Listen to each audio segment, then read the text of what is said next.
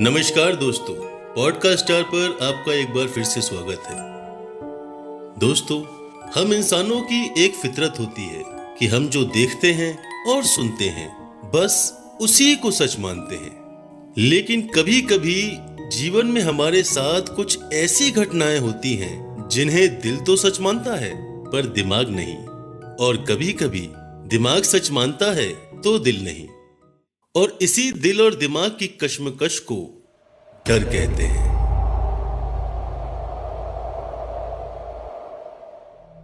तो अपनी आज की कहानी में मैं आपको आज इसी डर के साथ रूबरू कराऊंगा, जिसका नाम है बेंच नंबर 77।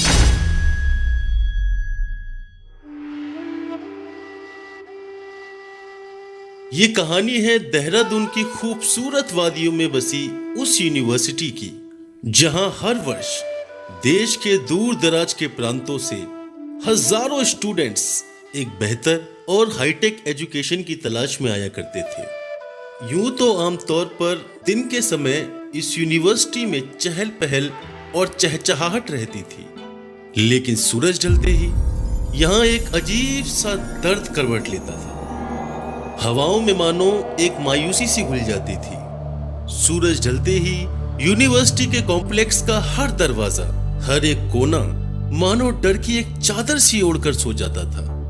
डर किसी अनदेखे एहसास का, डर किसी अनकहे सच का, डर बेंच नंबर 77 का। आखिर ऐसा क्या है इस बेंच में? क्यों पूरी यूनिवर्सिटी इससे घबराती है? क्यों यूनिवर्सिटी का कोई भी व्यक्ति इस बेंच के पास नहीं जाता? तो आइए इस बेंच नंबर 77 के खौफनामा किस्से से पर्दा हटाते हैं।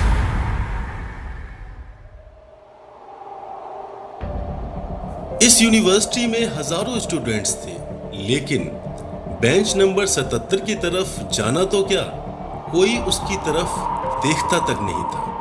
पर इन हजारों स्टूडेंट्स की भीड़ में एक स्टूडेंट और थी, जिसका नाम था कुसुम। जी हाँ, 20 साल की एक हरफन मौला युवा लड़की, जो सन 2014 में यूपी के गोरखपुर से यहाँ मास्टर्स करने आई थी।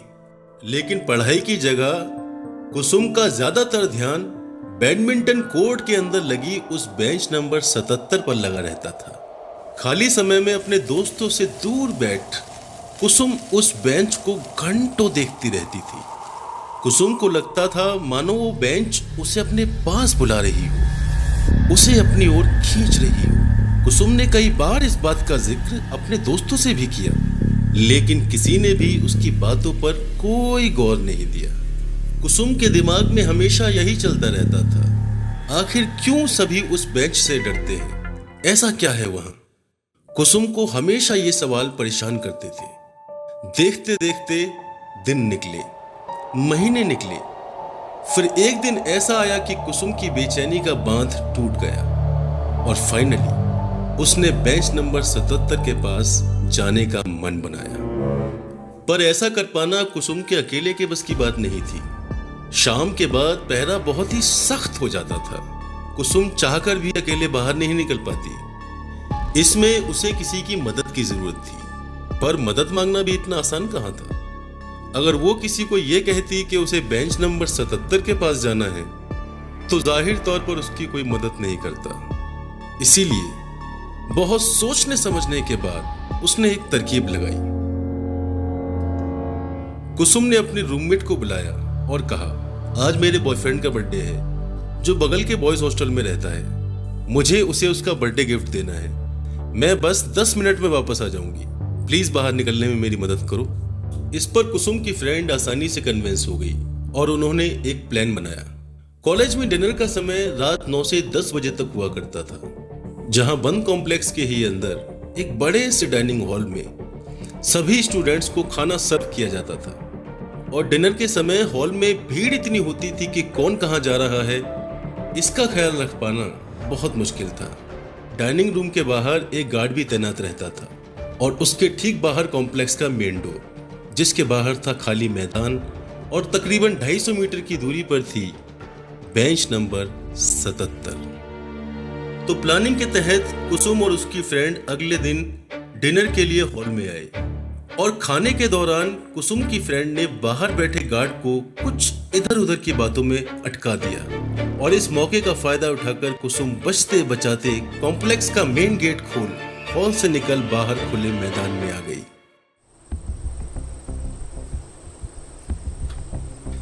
अब तकरीबन रात 9:30 बजे का वक्त हो चला था। दिसंबर के महीने में देहरादून की वादियों की शीत लहर मानो जिस्म को नोच रही। वहीं खुले मैदान में खड़ी कुसुम बेखौफ उस बेंच नंबर 77 को एक टुक देखे जा रही थी, जो कि कुसुम से महज 250 मीटर की दूरी पर थी। उस रात में कुछ अजीब था। वो रात और रातों से अलग थी। हवाओं में एक मायूसी सी थी, आसपास के माहौल में एक फीकापन था, लेकिन कुसुम आसपास के इस माहौल से बिल्कुल बेखौफ और बेफिक्र थी। उसे तो बस उस बेंच तक जाना था। तो बस फिर क्या, कुसुम ने बिना कुछ सोचे समझे बेंच की ओर बढ़ना शुरू किया। लेकिन जैसे ही वो कुछ कदम आगे बढ़ी, तभी अचानक से उसने एक अजीब सी आवाज महसूस की। इस पर कुसुम को डर की एक हल्की सी आहट हुई और कुछ लम्हों के लिए वो वहीं ठहर गई। फिर गहरी सांस लेते हुए उसने फिर खुद को समेटा, हिम्मत बांधी, आसपास देखा, लेकिन वहां कोई भी नहीं था। हवा इतनी तेज थी कि वो कुसुम को एक दबाव के साथ पीछे ढकेल रही थी, मानो हवा भी कुसुम को वापस लौटने की हिदायत दे रही हो। लेकिन कुसुम के मन में बेंच नंबर 77 के रहस्य को टटोलने की एक अजीब सी जिज्ञासा थी, जो उसे आगे बढ़ने में हौसला दे रही थी। कुसुम ने बिना कुछ देखे फिर से आगे बढ़ना शुरू किया। अब कुसुम लगभग 20 एक कदम ही आगे चली होगी कि अचानक से उसका पैर एक पत्थर से टकरा गया और वो जमीन पर गिर गई। लेकिन इस बार कुसुम को जो महसूस हुआ वो हकीकत से परे था। वो अदृश्य तो था ही, साथ ही अद्भुत भी था। कुसुम को महसूस हुआ कि मानो जमीन से उठाने में कोई उसकी मदद कर रहा है। इस एहसास के बाद अब कुसुम पूरी तरह डर चुकी थी और उसके बदन का कतरा कतरा डर से कांप रहा था। कांपते हुए कुसुम ने धीमी धीमी आवाज में कहा, कौन है वहां? मैं पूछती हूँ, कौन है वहां? देखो, मैं किसी से नहीं डरती, बताओ कौन है वहां? जैसे ही कुसुम ने ये कहा तो उसे किसी की हंसने की आवाज आई। इस आवाज के साथ कुसुम का डर अब और ज्यादा बढ़ गया। लेकिन डर के इस खौफनाक मंजर से रूबरू होने के बावजूद कुसुम के हौसलों ने घुटने नहीं टेके।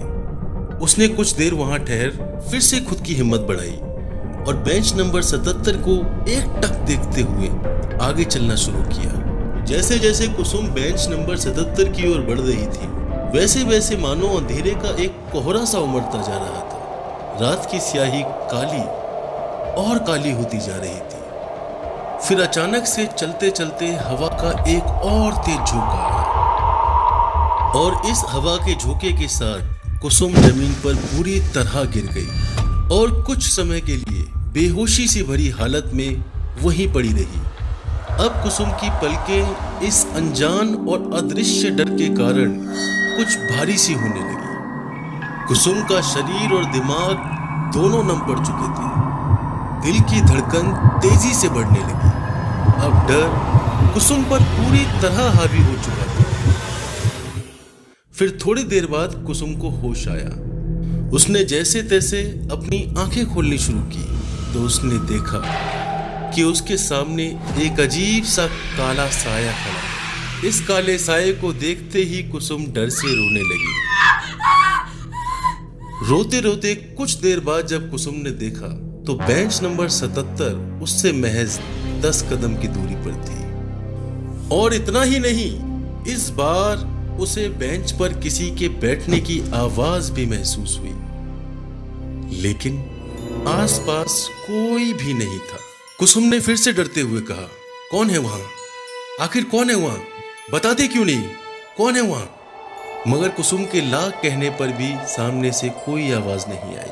कुसुम को महसूस हो रहा था कि मानो कोई एक टुक निगाह से उसे देखे जा रहा। फिर कुछ देर बाद कुसुम ने कहा, मैं जा रही हूं, तुम जो भी हो बैठो इसी बेंच पर, आई एम गोइंग। लेकिन जैसे ही कुसुम ने वापसी के लिए कदम बढ़ाए, तभी उसे एक नम सी आवाज आई, छोटी छोटी, रुक जाना, कहाँ जा रही है? ये आवाज सुनते ही कुसुम के पैर मानो जमीन में गड़ से गए, ना आगे ना पीछे।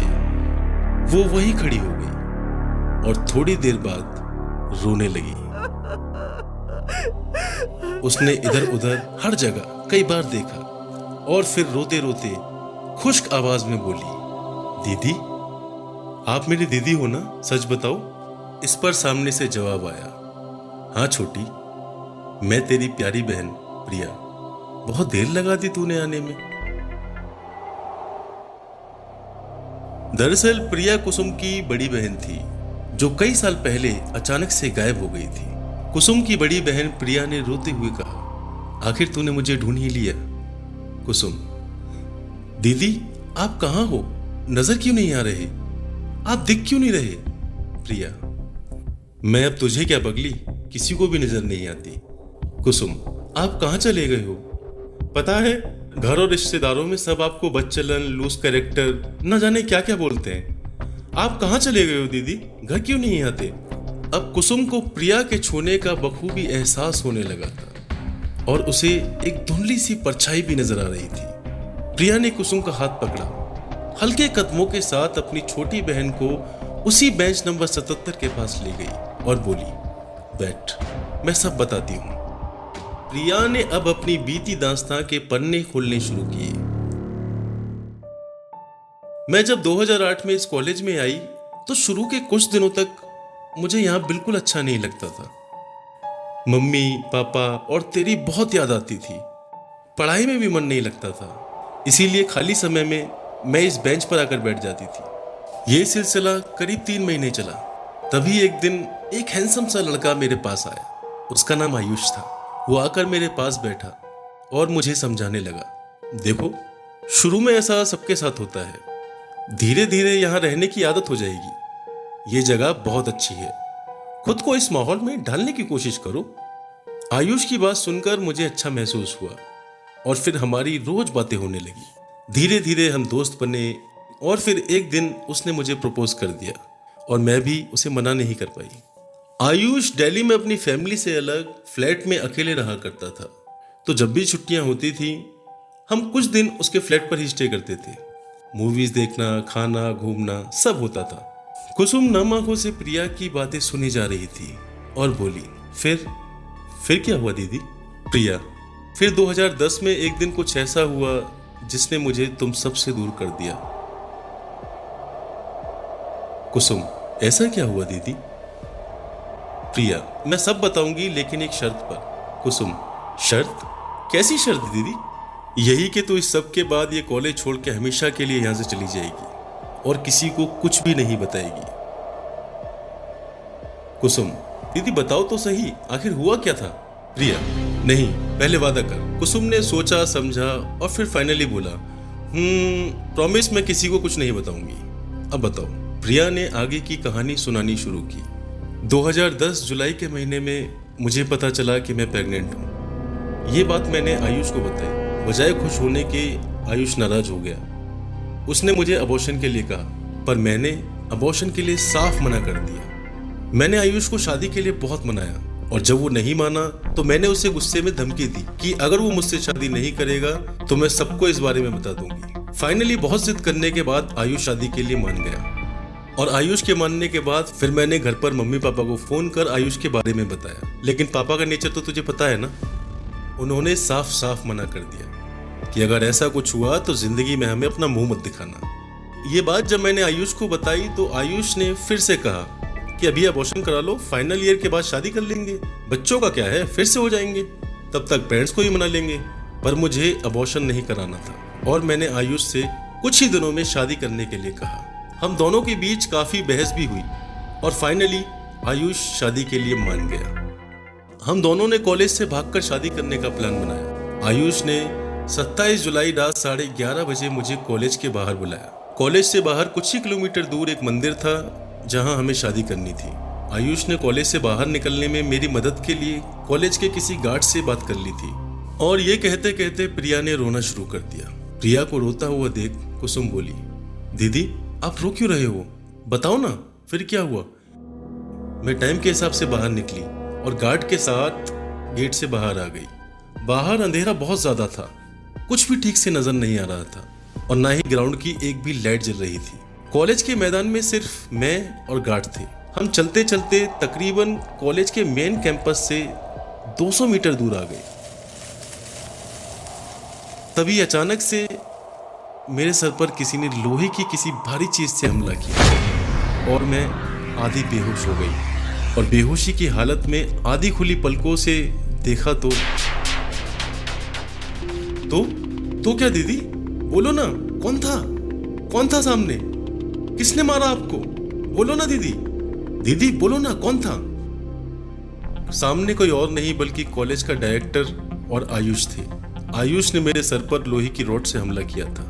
दरअसल आयुष उस कॉलेज के डायरेक्टर का इकलौता और अय्याश बेटा था और आयुष ने जब प्रिया की प्रेगनेंसी की बात अपने पिता यानी उस कॉलेज के डायरेक्टर को बताई तो उसने अपनी रेपुटेशन बचाने के चक्कर में अपने बेटे के साथ ये प्लान बनाया और प्रिया को मारकर उसी बेंच नंबर 77 के नीचे दबा दिया। अब अपनी पूरी दुख भरी दास्तान सुनाने के बाद प्रिया ने बोला, जो हुआ सो हुआ। अब तूने वादा किया है अपनी मरी हुई बहन को कि तू ये सब किसी को नहीं बताएगी। ये लोग बहुत पावरफुल हैं, अगर इन्हें पता चला कि तू मेरी बहन है तो कहीं तुझे भी, इसीलिए सुबह होते ही तू यहाँ से चली जा। इस पर कुसुम ने गुस्से में कहा, पर दीदी उन्होंने आपकी जान ली है और घर पर सबको लगता है कि आप गलत हो, मैं उन लोगों को नहीं छोड़ूंगी।